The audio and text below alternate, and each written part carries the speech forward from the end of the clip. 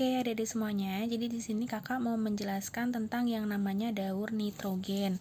Nah, daur nitrogen ini kenapa kok disebut nitrogen? Karena seperti kita tahu bahwa di atmosfer kita itu gas yang paling melimpah itu adalah gas nitrogen. Tapi makhluk hidup itu tidak bisa memanfaatkan secara langsung. Nah, nitrogen itu padahal sangat berguna bagi makhluk hidup gitu ya. Nah, nitrogen itu di atmosfer itu akan dipecah sama yang namanya energi petir, nanti kemudian akan diturun bersama dengan air hujan seperti itu, nanti bisa diserap dengan akar tanaman seperti itu. Nah, ada juga yang difiksasi oleh yang namanya bakteri. Nah, coba perhatikan di sini. Yang pertama itu adalah fiksasi nitrogen dulu deh. Nah, perfiksasi itu artinya pengikatan. Nah, siapa yang mengikat? Yang mengikat itu adalah bakteri. Nah, pokoknya yang ada gambar-gambar yang bentuknya pink, ada bulat-bulat ini adalah bakteri semua ya. Nah, bakteri yang hidup di akar tanaman leguminosae atau akar tanaman kacang-kacangan atau polong-polongan gitu ya. Nah, di sini bakterinya itu bersimbiosis di tanaman ini deh. Jadi hidupnya ada di akar. Nah, akarnya itu ada bintil-bintilnya. Nah, di sini ada yang namanya bakteri Rhizobium. Ingat apa namanya bakterinya? Rhizobium. Nah, kemudian kalau ada lagi nih bakteri yang lain, tapi bakteri yang kedua ini dia hidupnya bebas di tanah biasa gitu. Namanya adalah Azotobacter ya. Kalau yang bersimbiosis tadi Rhizobium, sedangkan yang bebas itu adalah Azotobacter. Nah, kedua bakteri ini fungsinya sama, yaitu untuk fiksasi nitrogen, untuk mengikat nitrogen ya. Jadi nitrogennya akan difiksasi, ditangkap.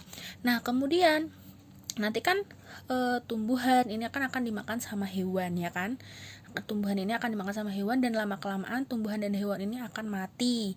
Nah, di sini ada jamur dan bakteri. Nah, sama seperti kita tahu bahwa jamur dan bakteri itu termasuk dekomposer ya kan?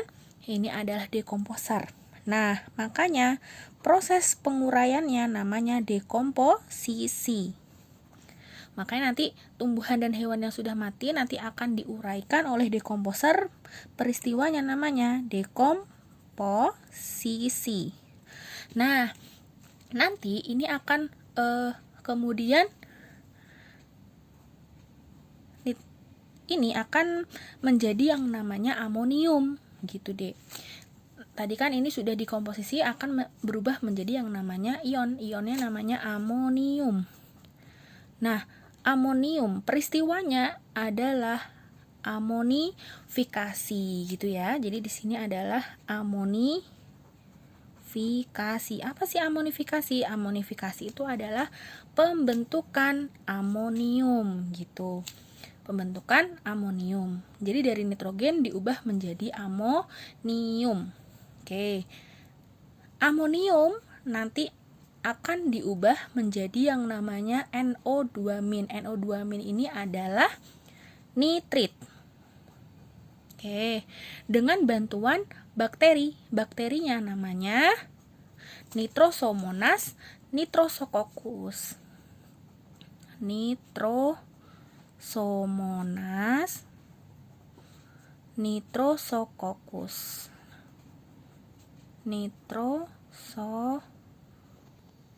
Oke, tadi bakterinya namanya Nitrosomonas dan Nitrosococcus. Nah, peristiwa amonium berubah menjadi nitrit, ini peristiwanya namanya nitritasi. Oke. Setelah itu, dari amonium menjadi nitrit, kemudian nitrit diubah menjadi nitrat. Nah, NO3 ini namanya nitrat. Ini nitrat dengan bantuan bakteri yang namanya nitrobakter. Nah, peristiwa nitrit menjadi nitrat, kebalikannya kalau tadi nitritasi, kalau di sini adalah nitratasi. Bisa ya? Nah, kemudian dari nitrat ini baru bisa dimanfaatkan oleh ketumbuhan lagi nih Dek. Nah, masuk ke tumbuhan, kalau masuk ke dimanfaatkan tumbuhan, ini peristiwanya namanya asimilasi. Asimilasi itu ya intinya buat metabolisme tumbuhan gitu. Nah, ada juga nitrat yang akan diubah kembali menjadi nitrogen bebas.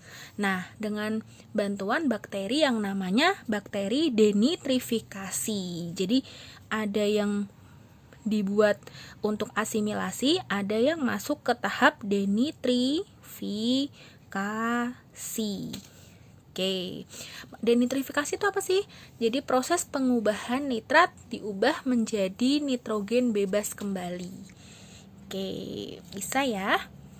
Jadi ada fiksasi nitrogen oleh bakteri Rhizobium azotobacter. Kemudian ada amonifikasi. Amonifikasi itu dari nitrogen diubah menjadi amonium. Amonium diubah menjadi nitrit. Nitrit diubah menjadi nitrat. Nitrat diubah menjadi yang namanya denitrifikasi tadi. Oke. Nanti lebih lengkapnya kakak tulis di deskripsi box ya.